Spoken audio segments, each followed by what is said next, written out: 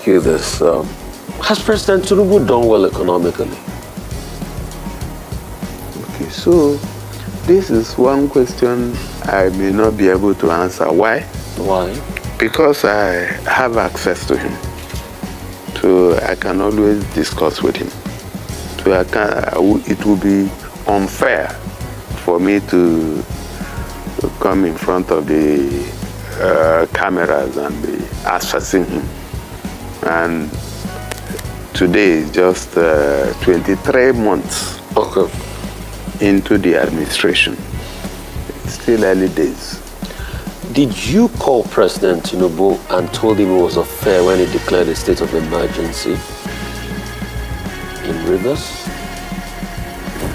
No, I don't. You are also going to an area that I said I will not discuss.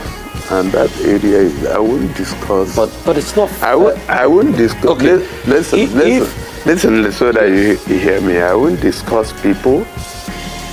I won't discuss other states. I won't discuss the federal government. Do you also share that private opinion when you see an uptick in inflation despite, I was just at the IMF spring meetings and the numbers were not good. An uptick in inflation despite rebasing.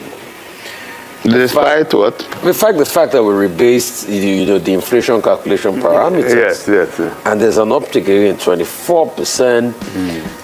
The numbers are gloomy. They're saying over a couple of years, inflation might go up 37%. And you guys sit in the economic meeting with the president. Do you ever get to tell him and say, Mr. President, we're sinking, we're going under? Did you start sinking today?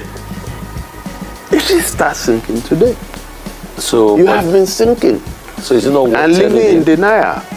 So is it not worth telling him? No. When we go for meetings. Oh, living in denial. No, so you support the subsidy removal, right? Of course. You support the flotation of the naira. Subsidy removal was long overdue.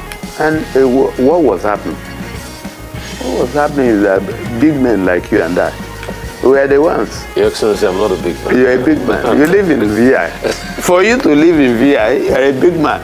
So in fact, I'm even afraid of you. When I heard that you live in VI, I said, in Lagos, I used to stay in Lekki. I couldn't afford VI. At least you own a home. I don't own a home.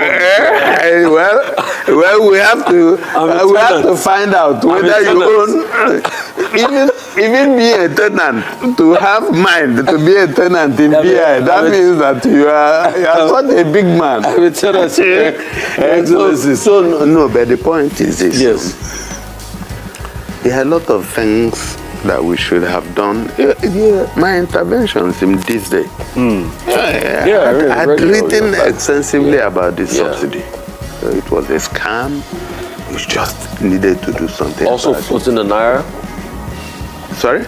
Also floating the naira too? Floating the naira, I had also written about it. But you see, I think what happened was that the two things happened about the same time. Which was not a good one. But then, over time, I believe that this if we keep at it, the economy would rebound. Now, are you surprised that inflation at 24%? What's the interest rate? That's super high. Going up to 30%. It goes with interest rate. So if it keeps chasing, no matter how much you rebase. So that's what it is. But the hardship on people, the fact that the naira is not worth anything. Very unfortunate. And you feel that in your state. Do you tell that to president? No, it's very unfortunate. But some of the sacrifices must be made. If you don't make them today, you make them tomorrow. Or the economy will go up in flames. But Mr. Governor, saying it's very unfortunate does not put food on the table of a hungry person. And people will die of hunger. And people are dying. And saying it is fortunate will also not put food on the table. So you need to do something about it. We're just talking. We need to do something about it. So what are you doing? So one of the things that we are doing is to ensure that we create an environment where productivity will happen. Part of the problem with the exchange rate is because we are not producing much. It's because we are not exporting anything other than oil. It's because we are importing everything from the profane to the profound.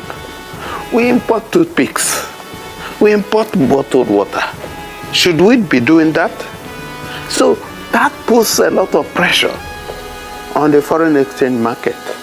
And the Otti is not decamping. And my party is not on shaky ground.